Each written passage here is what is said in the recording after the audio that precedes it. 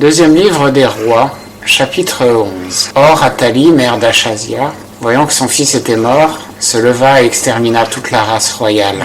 Mais Josheba, fille du roi Joram, sœur d'Achazia, prit Joas, fils d'Achazia, le déroba d'entre les fils du roi qu'on faisait mourir, et le mit avec sa nourrice dans la salle d'Élie. Ainsi on le cacha aux yeux d'Athalie, en sorte qu'il ne fut pas mis à mort. Et il fut caché auprès d'elle 6 ans dans la maison de l'Éternel.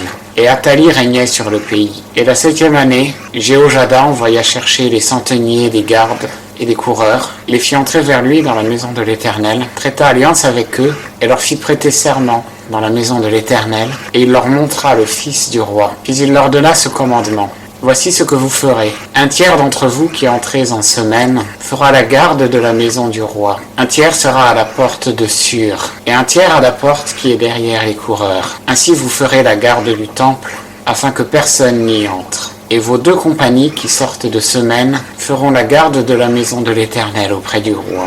Vous environnerez le roi de tous côtés, chacun tenant ses armes à la main. Celui qui entrera dans les rangs sera mis à mort, et vous serez avec le roi quand il sortira et quand il entrera. Les centeniers firent donc tout ce que Jéhojada, le sacrificateur, avait commandé. Ils prirent chacun leur gens, tant ceux qui entraient en semaine que ceux qui sortaient de semaine, et ils vinrent vers le sacrificateur Jéhojada. Et le sacrificateur donna aux centeniers les lances et les boucliers qui provenaient du roi David, et qui étaient dans la maison de l'Éternel. Et les coureurs se rangèrent auprès du roi tout alentour, chacun tenant ses armes à la main, depuis le côté droit du temple jusqu'au côté gauche, le long de l'autel et du temple. Alors il fit sortir le fils du roi, et mit sur lui la couronne et le témoignage. Ils l'établirent roi et l'oignirent, et frappant des mains, ils dirent « Vive le roi !» Mais Athalie, entendant le bruit des coureurs et du peuple, vint vers le peuple, dans la maison de l'Éternel. Elle regarda, et voici, le roi était debout près de la colonne, selon la coutume, et les capitaines et les trompettes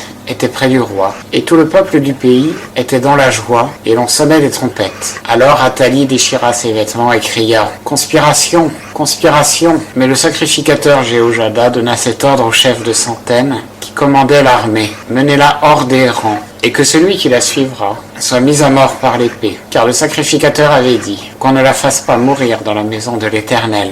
On lui fit donc place, et elle revint par le chemin de l'entrée des chevaux dans la maison du roi. Elle fut tuée là. Et Jéhojada traita cette alliance entre l'Éternel, le roi et le peuple, qu'il serait le peuple de l'Éternel. Il fit aussi alliance entre le roi et le peuple.